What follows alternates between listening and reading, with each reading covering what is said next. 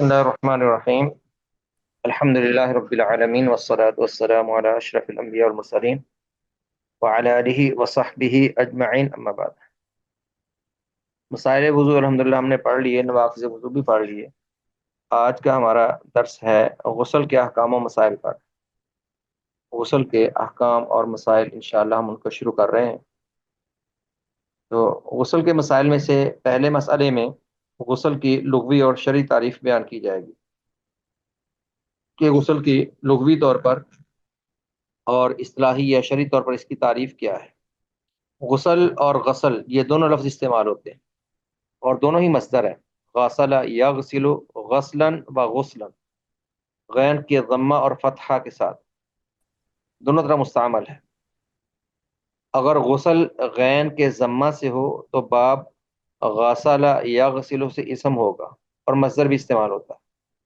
اور اس کا معنی ہوتا ہے پورے جسم کا دھونا یا صاف کرنا۔ غسل پورے جسم پر پانی بہانا یا پورے جسم کو دھونا،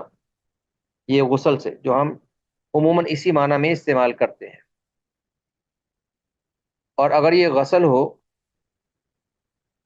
غین کے فتح سے تو باب غسل یغسل سے مصدر ہوگا۔ اس کا معنی ہوگا کسی بھی چیز کا پانی سے اچھی طرح دھونا اور اس کی میل کچیل دور کرنا، دھونے کے معنی میں آتا ہے۔ غسل دھونے کے معنی میں اور غسل جسم پر پانی بہانے کے مفہوم میں۔ اس اعتبار سے غسل غین کے ضمہ کے ساتھ یہ خاص ہے، یعنی جسم پر پانی بہانے میں استعمال ہوتا ہے، اور غسل غین کے فتح کے ساتھ یہ عام ہے، یعنی کسی بھی چیز کے دھونے کو، کسی بھی چیز کے پانی کے ساتھ صاف کرنے کو غسل کہہ دیتے ہیں، جبکہ غسل یہ خاص اصطلاح ہے انسان کے اپنے جسم پر پانی بہا کر جسم کو خاص انداز میں دھونا، اسے ہی غسل کہتے ہیں۔ فائدہ میں انہوں نے بیان کیا، عربی زبان بڑی وسیع ہے اور ایک لفظ کا کئی معانی پر اطلاق ہوتا ہے،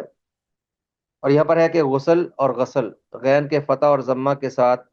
اس پانی کے لیے بھی استعمال ہوتا ہے جس سے غسل کیا جائے، یعنی ماء الغسل کے لیے غسل کا پانی، اس کو بھی غسل یا غسل کہہ دیتے ہیں۔ اور اگر غسل پڑھیں غین کے کسرہ کے ساتھ تو اس سے مراد وہ چیز ہوتی ہے جس سے سر کو دھویا جاتا ہو، جیسے صابن وغیرہ۔ سر کو دھونے یا جسم کو صاف کرنے کے لیے جو اضافی چیز استعمال کرتے ہیں پانی کے علاوہ، اس کو غسل کہتے ہیں۔ یہ تھا غسل کا لغوی معنی۔ تو غسل کا لغوی معنی ہے جسم پر پانی بہانا، اور غسل عموماً دھونے کو کہتے ہیں۔ غسل کی شرعی یا اصطلاحی تعریف کیا ہے؟ عبادت کی نیت سے پورے جسم پر ایک مخصوص طریقے سے پانی بہانا۔ عبادت کی نیت سے یعنی اللہ کے تقرب کے لیے، اللہ کے حکم پر، کہ بندہ ویسے بھی نہا ہی لیتا ہے جب اس کو ضرورت ہو، لیکن جب عبادت کی نیت سے ہوگا تو وہ اللہ کے حکم سے ہوگا، اور یہ تب ہوگا جن مواقع پر اللہ نے غسل کرنے کو لازم قرار دیا۔ عبادت کی نیت سے یعنی انسان اللہ کو راضی کرنے کے لیے، اللہ کے تقرب حاصل کرنے کے لیے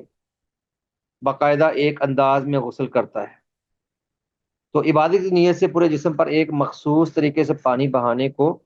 غسل کہتے ہیں۔ تو یہ ہم نے غسل کی تعریف پڑھ لی پہلے مسئلہ میں۔ دوسرا مسئلہ ہے غسل کو واجب کر دینے والی اشیاء کون کون سی ہیں؟ انہیں موجبات غسل کہتے ہیں، کہ وہ امور جن سے غسل واجب یا لازم ہوتا ہے۔ تو غسل کو واجب کر دینے والے امور میں سے پہلا ہے کہ جب انسان کی نطفہ یا اس کی منی خارج ہو، وہ خواہ مرد سے ہو یا عورت سے۔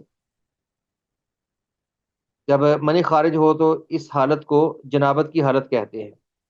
اور جس کے ساتھ یہ حالت لاحق ہو جائے اس کو جنبی کہتے ہیں۔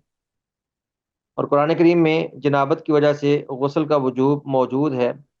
اللہ تعالیٰ نے فرمایا وَإِن كُنتُمْ جُنُبًا فَطَّهَّرُوا۔ تو غسل کو واجب کر دینے والی اشیاء میں سے ایک منی کا خارج ہونا ہے۔ ارشاد باری تعالیٰ ہے وَإِن كُنتُمْ جُنُبًا فَطَّهَّرُوا، ترجمہ اور اگر تم جنبی ہو تو غسل کر لو۔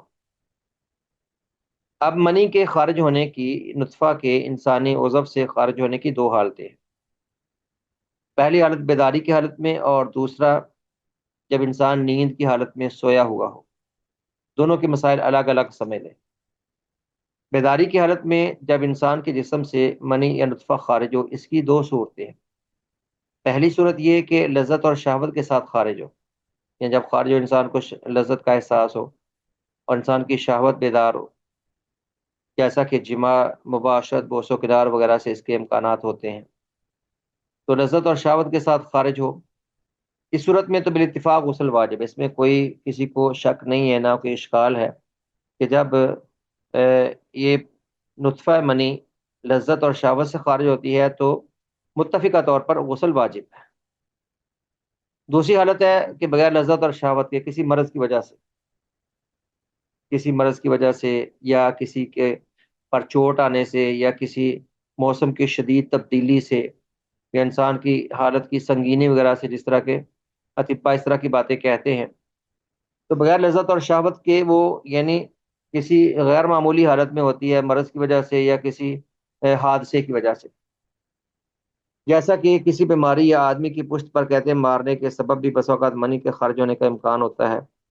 اور ایسی صورتحال میں منی خارج ہوتی ہے تو اس سے غسل واجب ہونے یا نہ ہونے کے بارے میں فقہاء کرام کے دو قول ہیں۔ اب جس منی کے خروج پر انسان کو لذت کا احساس نہ ہو، کیا اس سے غسل لازم ہے کہ نہیں، اس میں فقہاء کرام نے دو قول پر اختلاف کیا ہے۔ پہلا قول یہ ہے کہ کسی بھی صورت میں منی خارج ہو جانے سے غسل واجب ہو جاتا ہے، یعنی مطلق طور پر منی جب خارج ہو گئی اور معلوم ہے کہ نطفہ منی ہی خارج ہوا ہے، خواہ لذت کا احساس ہو یا نہ ہو، یہ حالت بیداری کی بات ہو رہی ہے، اور نیند کا ضابطہ اس سے مختلف ہو، بعد میں آئے گا۔ کہتے ہیں کسی بھی صورت میں یعنی لذت کا احساس ہو یا نہ ہو، شہوت ہو یا نہ ہو، جب منی خارج ہوئی تو غسل واجب ہے۔ امام شافعی رحمہ اللہ کا موقف ہے۔ ان کی دلیل پیچھے جو آپ نے آیت پڑھی، اللہ نے فرمایا وَإِن كُنتُمْ جُنُوبًا فَطَّهَّرُوا، جب جنبی ہو تو غسل کرو۔ کہتے ہیں جنبی اسے کہتے ہیں جس سے نطفہ منی خارج ہو، تو وجہ استدلال ان کے ہاں جنوب سے مراد وہ آدمی ہے جس سے مطلقاً منی خارج ہوتی ہے، وہ شہوت کے ساتھ ہو یا بدون شہوت، یعنی بغیر شہوت کے، جیسے بھی منی خارج ہو کہتے ہیں وہ جنبی ہے، اس کی حالت جنابت کی ہے اور اس پر غسل لازم ہو۔ اس پر ایک تو قرآن کریم کی اس آیت کو انہوں نے دلیل بنایا، تو جنبی انہوں نے کہا ہر وہ شخص جس سے نطفہ منی خارج ہو اس کو جنبی کہہ دیا، خواہ اس کو احساس ہو یا نہ ہو، لذت یا شہوت ہو یا نہ ہو۔ اور دوسرا اس حدیث سے استدلال کرتے ہیں عن ابی سعید الخدری رضی اللہ تعالی عنہ انه قال قال رسول اللہ صلی اللہ علیہ وسلم انما الماء من الماء۔ حضرت ابو سعید خدری رضی اللہ تعالی عنہ بیان کرتے ہیں کہ رسول اللہ صلی اللہ علیہ وسلم نے فرمایا کہ پانی کے نکلنے سے پانی استعمال کرو، انما الماء، بے شک پانی، یعنی غسل کا پانی استعمال کرو، غسل کرو، من الماء، پانی کے خروج سے مراد نطفہ اور منی کے خروج سے۔ صحیح مسلم کی روایت ہے۔ دیکھیے ترجمہ لکھا ہے رسول اللہ صلی اللہ علیہ وسلم نے فرمایا پانی یعنی غسل، پانی یعنی منی کے خروج سے واجب ہوتا ہے، غسل واجب ہوتا ہے منی کے خروج، اس میں بھی مطلقاً ہے نا، اس میں بھی یعنی یہ نہیں شرط لگائی گئی کہ وہ شہوت سے ہو یا بغیر شہوت وغیرہ کی۔ اس حدیث پر بعد میں تبصرہ آ جائے گا کہ بعد میں اس حدیث کو منسوخ کہا ہے، اور شروع اسلام میں تھا یہ، بعد میں منسوخ ہو گیا اور بعد میں دیگر احکام آگے، خیر بعد میں اس پر انشاءاللہ مزید بات کریں گے۔ تو خیر اس حدیث کو امام شافعی رحمہ اللہ نے دلیل بنایا کہ مطلق طور پر نطفہ اور یمنی کے خروج سے اللہ تعالیٰ نے یا رسول اللہ صلی اللہ علیہ وسلم نے غسل کو لازم قرار دیا۔ امام شافعی نے کہا، انہوں نے کہا کہ حدیث کا ظاہر یہی ہے کہ منی کے مطلقاً یعنی بغیر کسی شرط کے جیسے بھی خارج ہو اس سے غسل واجب ہو جاتا ہے، وہ شہوت سے خارج ہو یا بغیر شہوت کے، کسی بھی سبب سے ہو، کسی سبب سے ہو یا بغیر کسی سبب۔ یہ پہلا قول تھا۔ دوسرا قول یہ ہے کہ صرف شہوت اور لذت سے خارج ہونے والی منی سے ہی غسل واجب ہوتا ہے، بغیر شہوت اور لذت کے خارج ہونے والی منی سے غسل واجب نہیں ہوتا۔ ان کے یہاں شہوت اور لذت کی قید ہے کہ اگر منی یعنی عمومی حالت میں جو انسان کی عام حالت ہے کہ جس حالت میں انسان کو لذت اور شہوت کا احساس ہوتا ہے، اس انداز میں اگر منی خارج ہوگی تو غسل لازم ہوگا، اور اگر انداز یہ نہیں ہے کہ خارج ہوئے انسان کو احساس بھی نہیں ہوا، پتہ بھی نہیں چلا کسی مرض کی وجہ سے، تو بغیر لذت وغیرہ کے خارج ہوئی تو پھر غسل لازم نہیں ہے۔ یہ جمہور علماء کرام کا موقف ہے، گویا کہ ان کے امام شافعی کے بغیر علاوہ باقی تینوں ائمہ کا یہ موقف ہے، ابو حنیفہ کا، امام مالک کا اور امام احمد رحمہ اللہ کا۔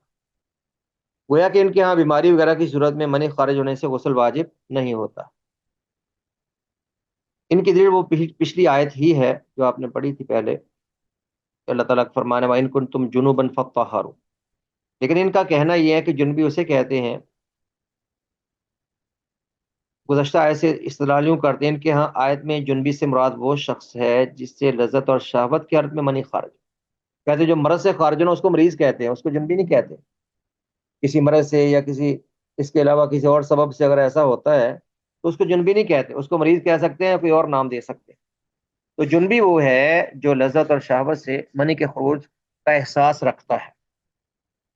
اور دوسری جو حدیث تھی الماء من الماء جو پیچھے پڑی، جس سے پہلے موقف نے استدلال کیا کہ نبی اسلام نے ہر حالت میں پانی کے خروج پر غسل کو لازم قرار دیا ہے، جیسے بھی انسان کی منی خارج ہو غسل کرنا پڑے گا۔ تو حدیث الماء من الماء کا بعض نے تو جواب یہ دیا ہے کہ وہ منسوخ ہے، بعض نے کہا کہ وہ حدیث شروع اسلام میں تھی اور بعد میں یہ حکم نہیں رہا، اور بعد نے کہا کہ معروف یہی ہے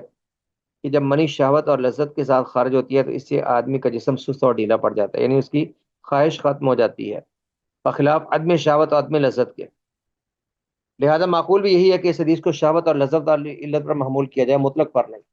کیونکہ عام حالت یہی ہوتی ہے نا انسان کی، عمومی طور پر جو انسان کے حالات ہیں کہ شہوت اور لذت سے منی خارج ہوتی ہے، تو کہتے ہیں یہاں پر پانی کے خروج کو انسان کے جسم سے اسی پر محمول کیا جائے گا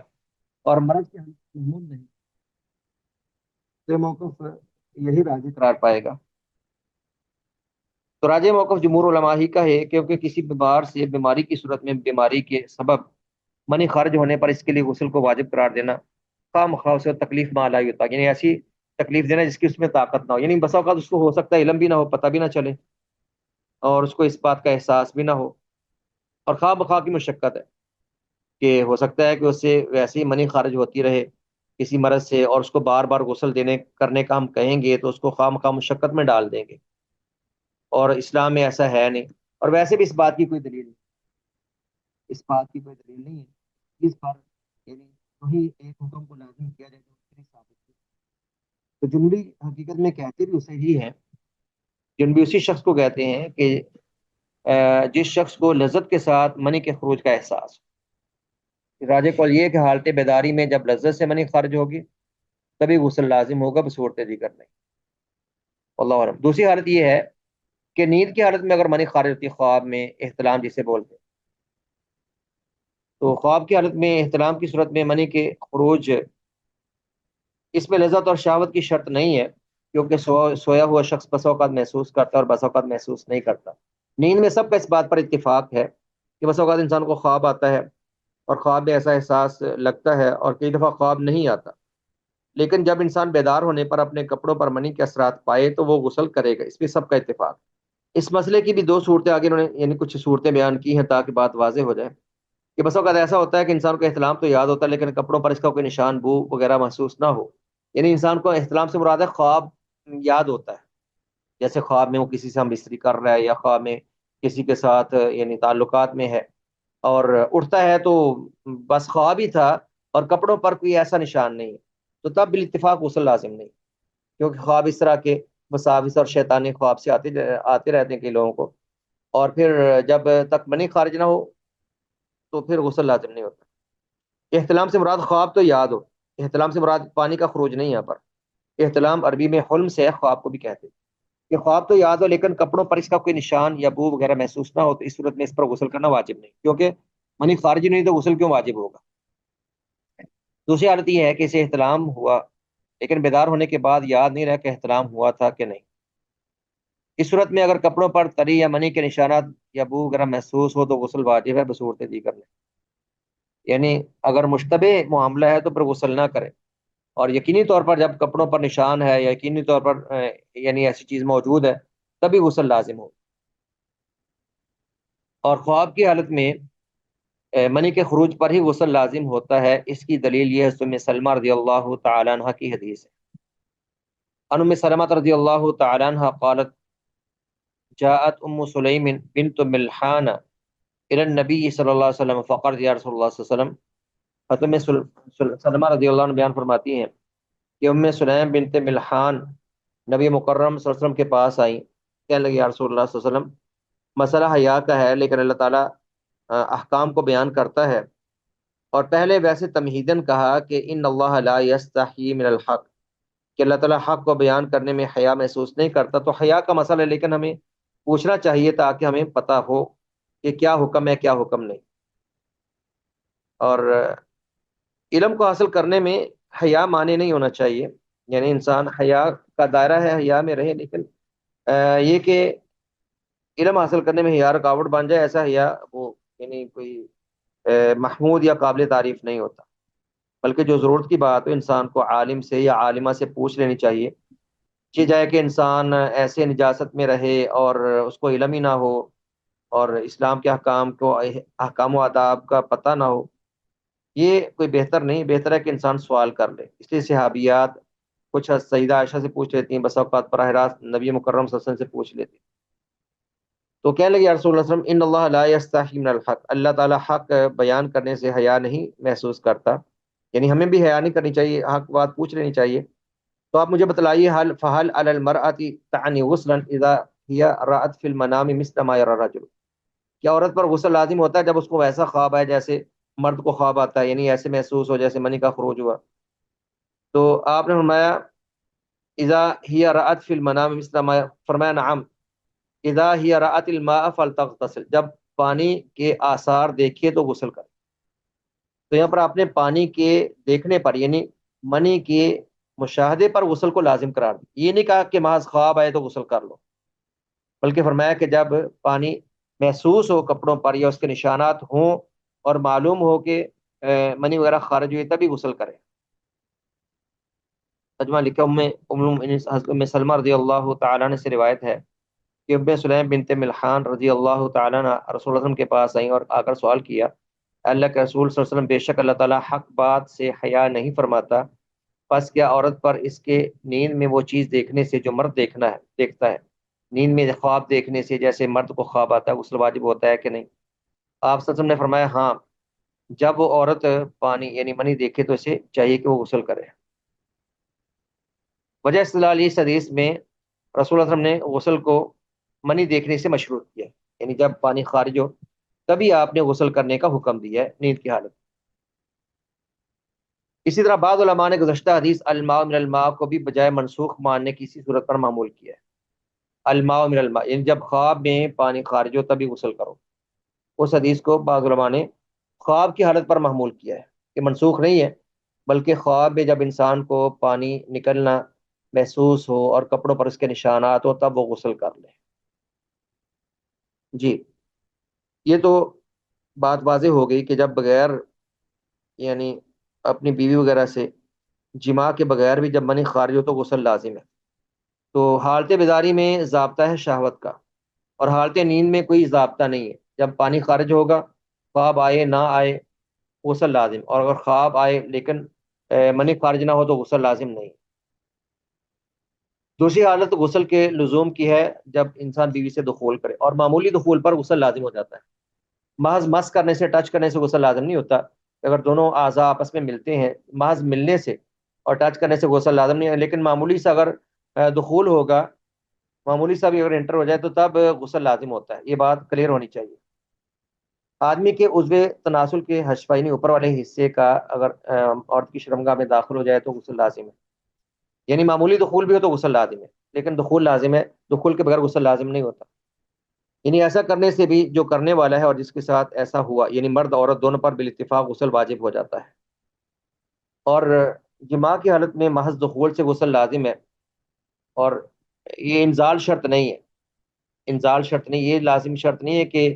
جب منی خارج ہو تبھی غسل لازم ہے، بلکہ جیسے دخول ہوگا غسل لازم ہو جائے گا۔ اس کی دلیل ان ام المؤمنین عائشہ رضی اللہ تعالی عنہ قالت قال رسول اللہ صلی اللہ علیہ وسلم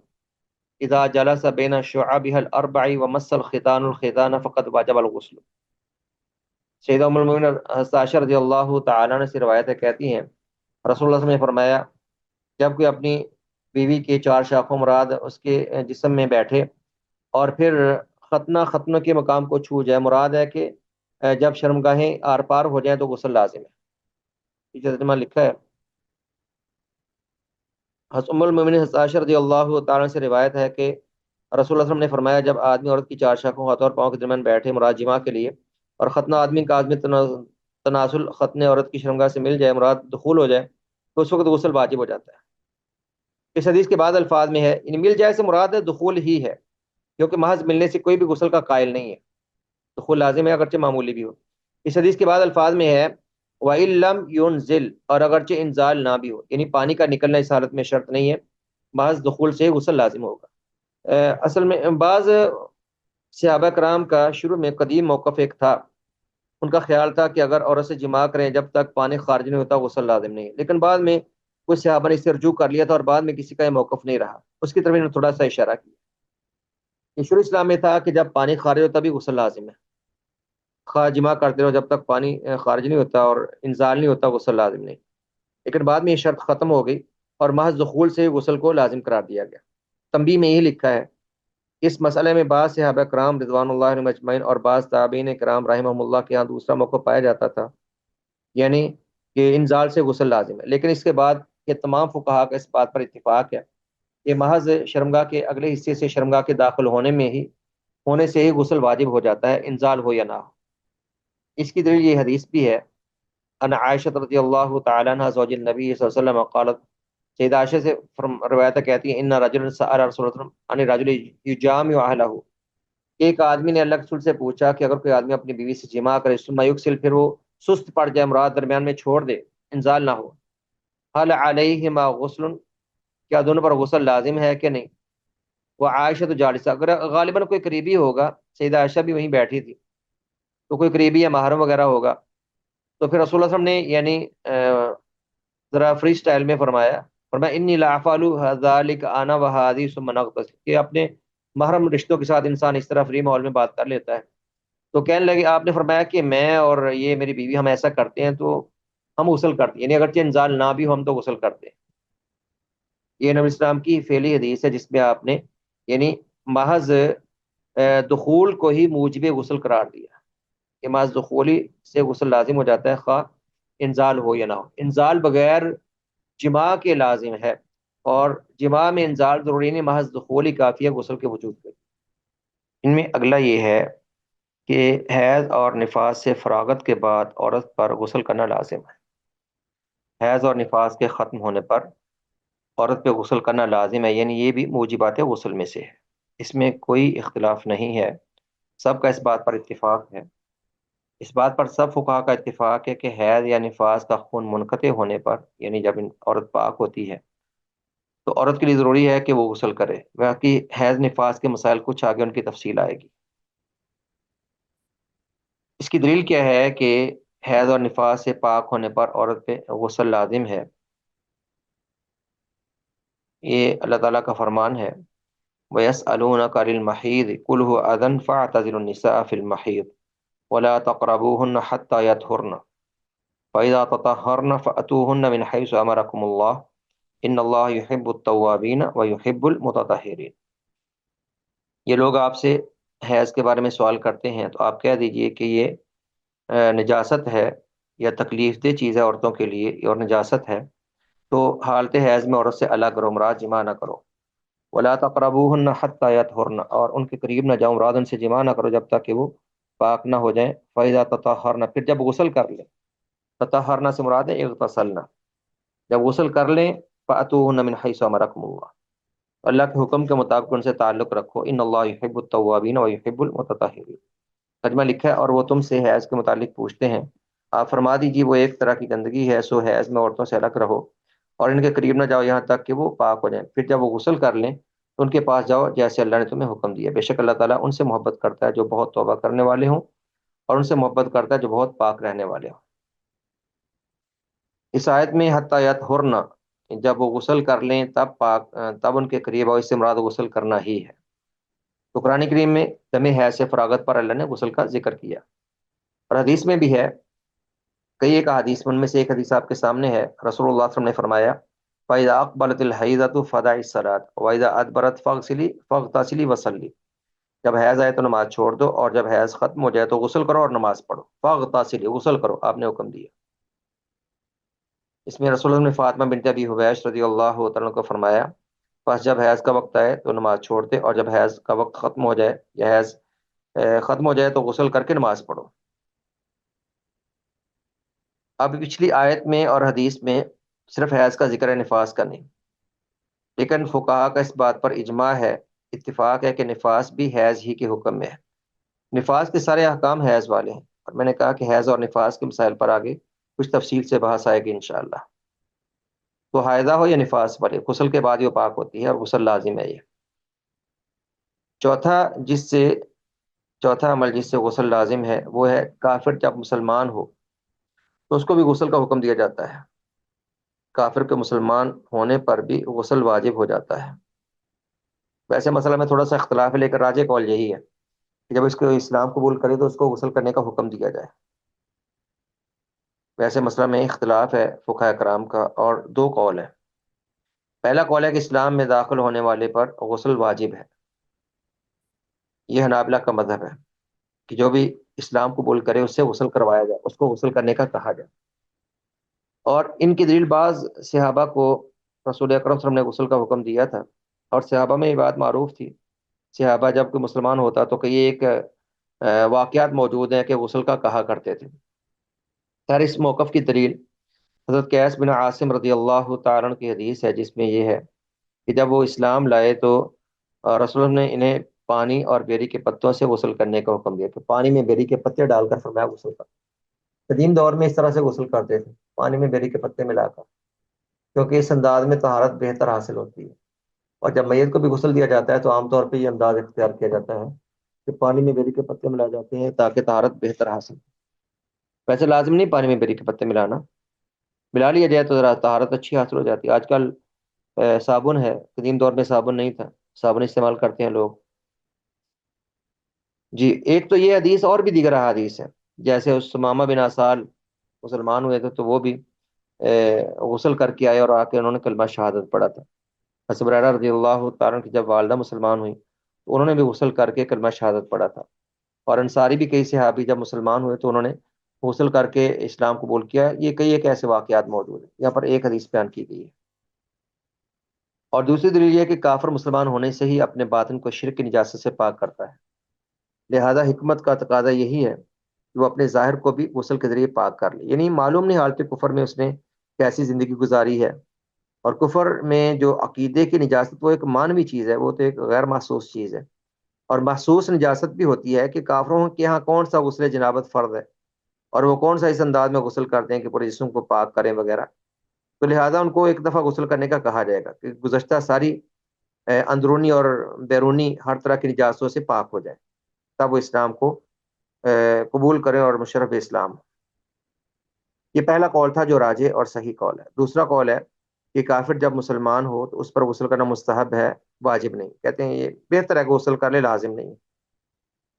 ایک قول جمہور فقہاء کرام کا ہے، امام احمد کے علاوہ دیگر ائمہ کا یہ قول ہے. ان کی دلیل یہ ہے کہ رسول اللہ صلی اللہ علیہ وسلم سے کوئی بھی ایسی حدیث ثابت نہیں جس میں ذکر ہو کہ آپ نے ہر مسلمان ہونے والے کو غسل کا حکم دیا ہو. حالانکہ آپ کے عہد میں مسلمان ہونے والوں کی تعداد بہت زیادہ ہے، لہذا اگر غسل واجب ہوتا تو یہ متواتر کے ساتھ، ہاں تواتر کے ساتھ، یعنی بہت زیادہ روایات کے ساتھ ہم تک پہنچتا. یہ بات دیکھیے کیسی ہے، جب ایک حکم شرعی ثابت ہو گیا کسی ایک صحابی کے لیے ہی تو امت کے لیے حجت بن گیا، ہر ایک کے لیے اس کو ثابت کرنا ضروری ہے. اور میں نے کہا صرف ایک واقعہ نہیں، حضرت قیس بن ثابت کا صرف واقعہ نہیں ہے، اور بھی کئی ایک واقعات ہیں جن کی طرف میں نے کچھ اشارہ کیا ہے، اور آپ سرچ کریں گے تو بہت سے ایسے واقعات مزید میں مل جائیں گے. اس لیے اس طرح کی بات کہنا کہ بہت سے مسلمان ہوئے اور ہر ایک کو آپ نے غسل کا حکم نہیں دیا، تو خیر انہوں نے کہا کہ رسول اللہ صلی اللہ علیہ وسلم کا بعض لوگوں کو غسل کا حکم دینا اور بعض کو حکم نہ دینا اس بات کی دلیل ہے کہ یہ غسل مستحب نہیں. اب یہ ہمیں کیسے معلوم ہوا کہ آپ نے حکم نہیں دیا؟ حکم دیا ہوگا لیکن ہر صحابی بیان نہیں کرتا ہے. بیان کرتے ہیں کچھ، بعض صحابہ بیان کرتے ہیں، کچھ بیان نہیں کرتے. کہتے ہیں کچھ کو آپ نے حکم دیا، کچھ کو حکم نہیں دیا. اس بات کی دلیل ہے کہ غسل کرنا مستحب ہے، واجب نہیں. کیونکہ اگر واجب ہوتا تو آپ صلی اللہ علیہ وسلم ہر مسلمان ہونے والے کو اس کا حکم دیتے. تو راجح موقف یہ ہے کہ مسلمان ہونے والے کے لیے غسل واجب ہے. مسلمان ہونے والے کے لیے واجب ہے کہ دار اسلام میں داخل ہونے کے بعد غسل کرے، یعنی پہلے غسل کروا لیا جائے بہتر ہے، کیونکہ اس کے بعد سے وہ اسے تمام عبادات سر انجام دینا ہوں گی جنہیں ہر مسلمان سر انجام دیتا ہے. اور ان میں سے اکثر میں حدث اکبر و اصغر سے پاک ہونا شرط، یعنی سب سے بنیادی عبادت نماز ہے، اور اس میں انسان کو ہر طرح کی نجاست سے پاک ہونا چاہیے. تو غسل کرے، اور جو بھی ایسے شخص کو کلمہ شہادت پڑھائے وہ غسل کرنے کی تلقین کرے. اور رہی یہ بات کہ رسول اللہ صلی اللہ علیہ وسلم نے سے یہ کہیں بھی ثابت نہیں کہ آپ صلی اللہ علیہ وسلم نے ہر مسلمان ہونے والے کو غسل کا حکم دیا ہو، تو اس کا جواب یہ ہے کہ آپ صلی اللہ علیہ وسلم کا کسی ایک امتی کو کسی چیز کا حکم دینا نہ تو اس بات کی دلیل ہے کہ یہ حکم اس کے لیے خاص تھا، اور نہ اس بات کی دلیل ہے کہ باقی لوگ اس کے مخاطب نہیں۔ ایک امتی کو بھی آپ نے حکم دے دیا تو حکم کون سا اس امتی کے ساتھ خاص ہے؟ حکم تو سب کے لیے ہے، اور باقی لوگ بھی اس کے مخاطب ہوں گے۔ اب بہت سے احکام ایسے ہیں جو ایک ایک صحابی بیان کرتا ہے کہ آپ نے اس کو تعلیم دی، آپ نے وہ حکم سکھایا، تو کیا ہم یہ کہیں گے کسی کے ساتھ خاص ہے اور باقی امت کے لیے نہیں؟ اب ایک صحابی بھی ایک حکم شرعی بیان کرتا ہے اللہ کے رسول علیہ الصلوۃ والسلام سے، تو ساری امت کے لیے وہ دلیل اور حجت ہے۔ لہذا اصل یہی ہے کہ آپ صلی اللہ علیہ وسلم کے کسی ایک صحابی رضی اللہ تعالیٰ کو بھی حکم دیں تو وہ باقیوں کے لیے بھی وہی حکم ہے، اللہ ہے کہ اس کے خاص ہونے کی دلیل آ جائے۔ اسی طرح تمام صحابہ کرام رضوان اللہ علیہم اجمعین سے غسل کا عدم نقل، یعنی غسل کا منقول نہ ہونا، عدم نقل سے مراد ہے ان کا غسل کو روایت نہ کرنا، اس بات کی دلیل نہیں کہ حکم ثابت نہیں ہے، کیونکہ اصل تو آپ سچم کے حکم کی تعمیل ہے، اور اس میں شرط نہیں کہ تعمیل ہر ایک سے ثابت ہو کہ ایک ایک صحابی بیان کرے کہ میں نے بھی غسل کیا ہے، آپ نے مجھے بھی حکم دیا اور مجھے بھی حکم دیا۔ تو جب اصولی طور پر ہے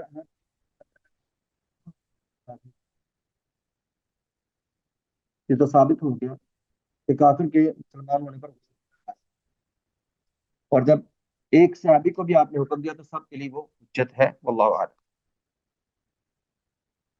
اس کے بعد پانچواں ہے جس سے غسل لازم ہوتا ہے، وہ ہے موت۔ اس کو ہائی لائٹ کرنا چاہیے تھا، لکھنے میں تو تھوڑی کوتاہی ہو گئی۔ موت یعنی کسی کے مرنے پر اس پر غسل کرنا لازم ہے۔ جب انسان انتقال کرتا ہے، دنیا سے رخصت ہوتا ہے، اس کو غسل دینا لازم ہے۔ ضرورت میت پر خود تو غسل کرنا لازم نہیں ہے، لیکن جو اس کے لواحقین ہیں وہ اس کو غسل دیں۔ تو موت یہ بھی موجبات ہے غسل میں سے۔ موت، موت کے بعد ذرا فل سٹاپ لگائیں۔ زندہ مسلمانوں پر فوت ہونے والے مسلمان کو غسل دینا بالاتفاق واجب کر دیتی ہے، یا جملہ ایک ہی ہے کہ موت زندہ مسلمانوں پر فوت ہونے والے مسلمان کو غسل دینا بالاتفاق واجب کر دیتی ہے،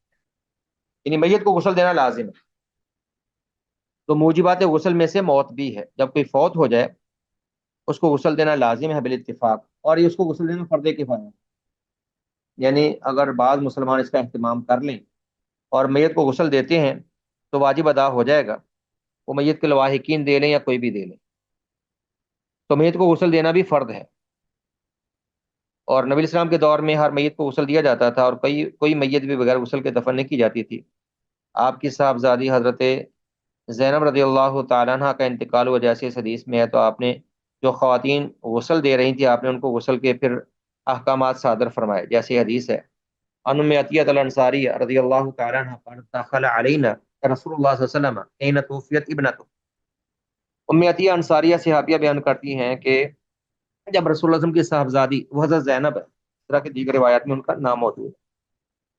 حضرت زینب کا جب انتقال ہوا تو آپ نے فرمایا حضرت عطیہ سے اور دیگر عورتوں سے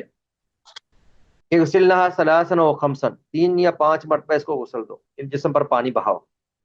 انشاءاللہ غسل میت کا آگے بیان آئے گا تفصیل سے جب ہم کتاب الصلاۃ پڑھیں گے۔ او اکثر من، یا اس سے زائد بھی پانی بہا سکتی ہو، ان رأیتن ذلک، اگر تو مناسب سمجھو تو۔ بماء مواسد نے فرمایا پانی میں بیری کے پتے بھی ملا لینا تاکہ بہتر غسل ہو، اور فرمایا وجعلنا فی الآخرۃ کافورا، آخر میں کافور ملا لو، کافور خوشبو کا نام ہے، اور شیئا من کافور، یا کچھ کافور ملا لینا۔ فرمایا فاذا فرغتن فآذنن، جب غسل سے فارغ ہو جاؤ تو مجھے بتلانا، مجھے خبر دینا، کیونکہ آپ ان کا، آپ ایک اپنی چادر آپ بطور کفن کے ان کو دینا چاہتے تھے۔ تو خیر یہاں پر آپ نے غسل دینے کا حکم دیا، اغسلنھا کا لفظ ہے کہ اس کو غسل دو۔ اس طرح نبی اسلام کے دور میں یہ واقعہ پیش آیا کہ حج کے دوران آپ کے ساتھ ایک شخص حج کر رہا تھا، اور وقوف عرفہ کے دوران وہ اپنی سواری سے گرا اور اس کی گردن ٹوٹی اور فوت ہو۔ تو نبی السلام نے فرمایا کہ پانی میں بیری کے پتے ملا کر اس اللہ کے بندے کو غسل دو، اور فرمایا کہ اس کو اسی کی 2 احرام کی چادروں میں کفن دے دو، اور اس کو خوشبو نہ لگاؤ اور نہ اس کا سر ڈھانپو، کیونکہ اس کو روز قیامت اللہ تعالیٰ تلبیہ کہتے ہوئے ہی اٹھائے گا، کہ اس کا اعزاز ہے کہ جو حج کی حالت میں فوت ہوتا ہے وہ اللہ کا مہمان ہے، اس حالت میں جو فوت ہوتا ہے اس کے لیے اعزاز ہے کہ اس کو اسی لباس میں کفن دیا جاتا ہے، انہیں دو چادر، تیسری چادر نہیں دیا، سر پر ڈھانپا جاتا ہے، اس لیے کہ محرم سر پر نہیں ڈھانپتا، اور اس کو خوشبو بھی نہیں لگائی جاتی کیونکہ محرم خوشبو نہیں لگاتا، اور روزے قیامت جب اٹھے گا تو لبیک اللہم لبیک پکارتا ہوا اٹھے گا۔ یہ حدیث دیکھیے، ابن عباس رضی اللہ تعالیٰ عنہما قال بینما رجل واقف بعرفۃ اذ وقان راحلتہ، حضرت ابن عباس فرماتے ہیں کہ ایک آدمی عرفات میں وقوف کی حالت میں تھا کہ اپنی سواری سے گر پڑا، فواقصتہ او قال فاوقصتہ، کہ گرنے سے اس کی گردن ٹوٹ گئی یعنی فوت ہو گیا۔ قال النبی صلی اللہ علیہ وسلم، آپ نے فرمایا اغسلوہ بماء وسدر، اس کو غسل دو پانی میں بیری کے پتے ملا کر، وکفنوہ فی ثوبین، اس کی انہی دو چادروں میں اس کو کفن دے دو، ولا تحنتوہ، اور اس کو خوشبو نہ لگانا کیونکہ محرم کو خوشبو نہیں لگائی جاتی، ولا تخمروا راسہ، اس کا سر بھی مت ڈھانپنا کیونکہ محرم سر کو کور نہیں کرتا۔ فرمایا فإن اللہ یا فإنہ یبعث یوم القیامت ملبیا، روزے قیامت اسے اسی طرح اٹھایا جائے گا کہ لبیک اللہم لبیک پکارتا ہوا اٹھے گا۔ ترجمہ نیچے لکھا ہے۔ حضرت ابن عباس رضی اللہ تعالیٰ عنہما سے روایت ہے کہ ایک شخص میدان عرفہ میں احرام باندھے ہوئے وقوف کر رہا تھا کہ اچانک اپنی سواری سے گرا اور سواری نے اس کی گردن توڑ دی جس سے وہ فوت ہو گیا۔ تو نبی اکرم صلی اللہ علیہ وسلم نے فرمایا، اس کے لیے فرمایا کہ اسے پانی اور بیری کے پتوں سے غسل دے کر دفن کرو، اور دو کپڑوں میں انہی دو کپڑوں میں اس کو کفن دے دو، اور یہ بھی ہدایت فرمائی کہ اسے خوشبو نہ لگاؤ اور نہ اس کا سر چھپاؤ کیونکہ یہ قیامت کے دن تلبیہ کہتا ہوا اٹھایا جائے گا، یہ قیامت کے دن تلبیہ کہتا ہوا اٹھے گا۔ تو یہ آپ نے ہدایت جاری فرمائی۔ یہ تھے وہ امور جن سے غسل لازم ہوتا ہے۔ یہاں پر ایک امر کو ذکر نہیں کیا گیا، میں اس کی وضاحت کر دیتا ہوں، وہ ہے غسل جمعہ کے لیے بھی غسل کرنا لازم ہے، جمعہ کی نماز کے لیے بھی غسل کرنا لازم ہے۔ جو شخص نماز جمعہ پڑھنا چاہے، اور بالغ پر، ہر عاقل بالغ پر نماز جمعہ مرد پر فرض ہے، عورتوں پر جمعہ فرض نہیں ہوتا، تو جو شخص جمعہ کی نماز پڑھے اس پر غسل لازم ہے، اور اس پر واضح حدیث موجود ہیں۔ رسول اللہ صلی اللہ علیہ وسلم نے فرمایا اذا جاء احدکم الجمعہ فلیغتسل، جب کوئی شخص جمعہ پڑھنے آئے تو غسل کر کے آئے۔ اس کے بعد یہاں پر غسل کے طریقے یا دیگر مسائل ہیں، اور غسل جمعہ کا بیان نہیں ہے، تو وہ بھی ساتھ ملا لیجئے کہ جمعہ کے لیے غسل کرنا بھی واجب ہے، جمعہ کے لیے غسل کرنا بھی واجب ہے کیونکہ آپ کا حکم موجود ہے اذا جاء احدکم الجمعۃ فلیغتسل، جو شخص جمعہ پڑھنے آئے وہ غسل کر کے آئے۔ تو اگر کوئی عذر ہو، جیسے کوئی مریض ہو یا مسافر ہو، یا اگر کوئی شخص اپنی ڈیوٹی پہ ہے اور وہیں سے سیدھا مسجد میں آیا، تو وہ چاہیے کہ غسل کر کے اپنی ڈیوٹی پہ چلا جائے۔ اگر کوئی عذر ہو تو پھر غسل کرنا لازم نہیں ہے، لیکن اگر انسان کے پاس عذر نہ ہو تو پھر غسل کرنا واجب ہے۔ جیسے آپ نے دوسری حدیث میں یہ بھی فرمایا غسل یوم الجمعۃ واجب علی کل محتلم، کہ غسل جمعہ ہر بالغ پر واجب ہے، جو بھی جمعہ پڑھنے آتا ہے وہ فرمایا غسل کر کے آئے۔ یہ ساتھ اس کو بھی شامل کر لیجیے، تو موجبات غسل میں جمعہ بھی شامل ہے، جمعہ کا غسل بھی واجب ہے، نبی اسلام نے اس کا حکم اور امر دیا ہے۔ غسل کے مسائل میں سے ایک دو مسئلے مزید پڑھ لیں۔ انہوں نے مسئلہ اٹھایا لیکن اس کی وضاحت نہیں کی، کیا غسل جنابت میں نیت واجب ہے؟ اس لیے یہاں پر وضاحت نہیں کہ وضو کے مسائل میں ہم پڑھ چکے ہیں، وضو کے مسائل میں آپ نے پڑھا ہوگا جب یہ مسئلہ آیا تھا نیت کا مسئلہ، کہ وضو اور غسل کے لیے نیت کرنا شرط ہے کہ نہیں، ہم نے اس کی تفصیل سے وہاں پر وضاحت کی تھی، آپ وہاں پر مزید دوبارہ آپ دیکھ سکتے ہیں کہ وضو بھی حکم تعبدی ہے، یعنی اللہ کے حکم پر ہم وضو کرتے ہیں، اس کی علت ہمیں معلوم نہیں کہ ہم ان اعضاء کو کیوں دھوتے ہیں، اور غسل بھی اللہ کے حکم سے ہم کرتے ہیں اور ہمیں علت معلوم نہیں ہے کہ ہم ایسا کیوں کرتے ہیں، کیونکہ اگر انسان سوچے کہ نطفہ منی اگر یعنی خارج ہوتا ہے تو وہیں سے انسان دھو لے تو کافی ہونا چاہیے، لیکن ہم پورے جسم پر پانی بہاتے ہیں کیونکہ اللہ کا حکم ہے اور رسول اللہ صلی اللہ علیہ وسلم نے اس کا ہمیں حکم دیا ہے، تو اس حکم کی وجہ سے ہم حالت جنابت میں غسل کرتے ہیں، تو اللہ کا حکم ہے اور اس کی علت معلوم نہیں ہے، اس لیے اس کے لیے نیت شرط ہے۔ ہم نے اس بات کی وضاحت کی تھی قدر تفصیل سے کہ وہ احکام جن کی علت معلوم نہ ہو، ہم اللہ کے حکم سے ان کو سر انجام دیتے ہوں، جن کی علت معلوم نہ ہو وہاں پر نیت شرط ہوتی ہے، جیسے نماز، اس کی علت ہمیں معلوم نہیں کہ ہم ان اوقات میں نمازیں اتنی کیوں پڑھتے ہیں، رکعات کا ہم اضافہ نہیں کر سکتے، اللہ کا حکم بس بجا لاتے ہیں۔ ویسے ہی غسل اور وضو ہے کہ اللہ کے حکم سے ہم یہ عمل کرتے ہیں، جہاں اللہ کہتا ہے ہم اس کو لازم سمجھتے ہیں۔ تو جب یہ احکام ایسے ہیں کہ اللہ کی عبادت کی غرض سے کیے جاتے ہیں اللہ کے حکم کے ساتھ، ان میں نیت شرط ہے۔ تو اسے یہ سمجھ آتا ہے کہ اگر انسان نیت کو بھولا ہوا ہو یا کسی کو پتہ نہ ہو مجھ پر غسل فرض ہے، اشکال بس اوقات یہاں پیش آتا ہے کہ کئی دفعہ انسان پر غسل فرض ہے اسے یاد نہیں ہوتا۔ خود نبی مکرم صلی اللہ علیہ وسلم کے ساتھ بھی ایک واقعہ پیش آ گیا تھا، آپ کے ساتھ بھی ایک واقعہ ایسا پیش آیا کہ آپ ایک دفعہ نماز پڑھانے کے لیے چلے گئے اور آپ مصلی پہ جا کے کھڑے ہو گئے، تکبیر بھی ہو گئی، اقامت ہو گئی، تو آپ نے صحابہ سے کہا کہ ٹھہرو ذرا۔ آپ فوری طور پر گھر گئے، صحابہ وہیں رکے رہے، آپ گئے اور غسل کر کے آئے۔ صحابہ کہتے ہیں آپ آئے اور آپ کے سر مبارک سے پانی کے قطرات ٹپک رہے تھے، آپ بھول گئے تھے غسل کرنا۔ آپ بھی بشر تھے جیسے عام بشر بھول جاتا ہے، بعض باتیں آپ بھی بھول جاتے تھے، آپ بھول گئے اس بات کو کہ مجھے غسل کرنا ہے، اور جب مصلی پہ کھڑے ہو تب آپ کو اچانک یاد آیا۔ تو جیسے ہی یاد ہے انسان فوری پلٹ جائے گا، اگر نماز شروع کر لے پھر بھی واپس جانا ہوگا۔ یہ نہیں کہ انسان یعنی امام کو ان مسائل میں یوں ہی حیا اور شرم کی وجہ سے شریعت کی مخالفت نہیں کرنی چاہیے کہ جب حالت نماز میں یاد ہے کہ وہ وضو لازم تھا، میں نے سمجھا وضو ہے اور ایسے میں نماز پڑھانے لگ گیا۔ اور کوئی نماز پڑھ رہا ہو پھر تو نماز چھوڑنا مشکل ہے، پھر تو نماز چھوڑنا آسان ہے جو پڑھنے والا ہو، لیکن جو پڑھانے والا ہے اس کے لیے ذرا مشکل ہو جاتی ہے کہ لوگ کیا کہیں گے۔ تو لوگوں کی باتوں کے پیچھے لگ کر کئی لوگ ایسے شریعت کی مخالفت کر جاتے ہیں، اس میں کوئی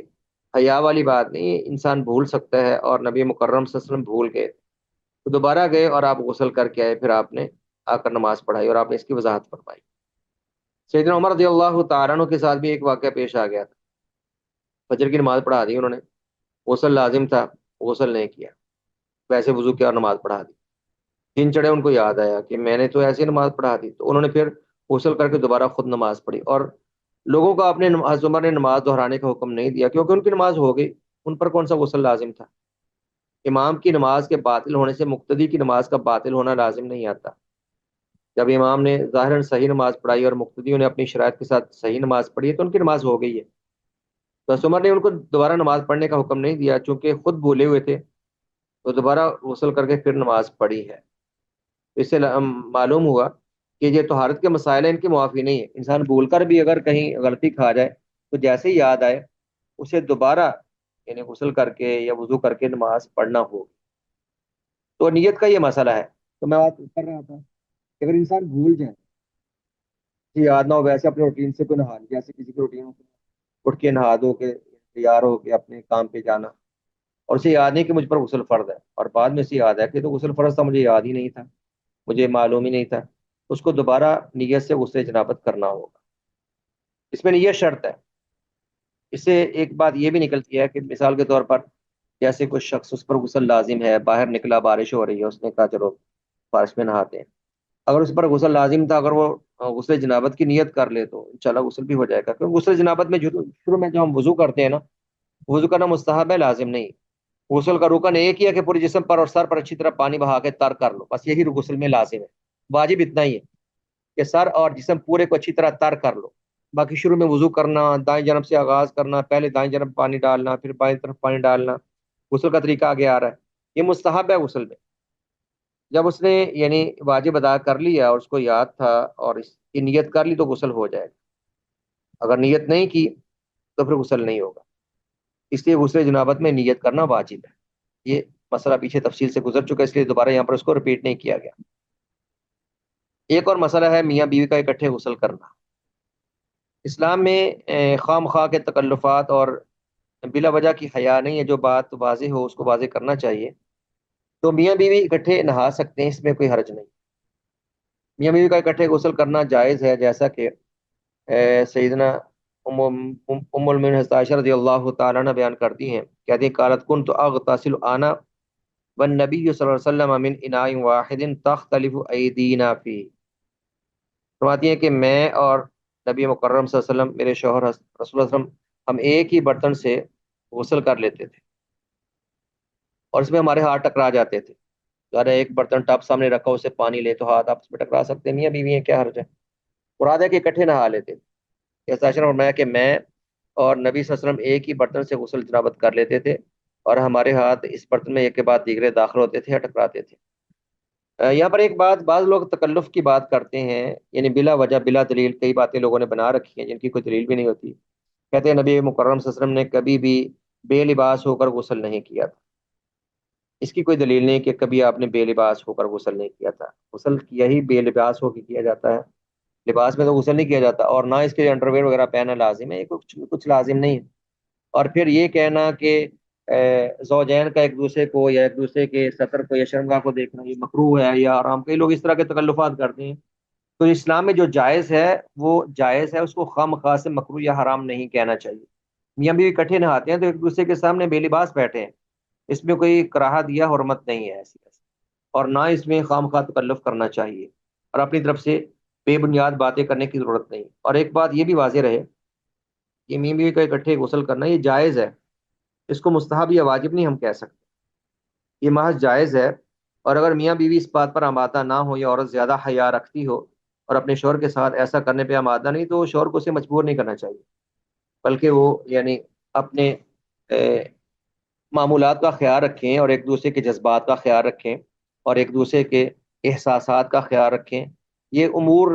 واجب نہیں، بس اسلام نے ان باتوں کو واضح کیا ہے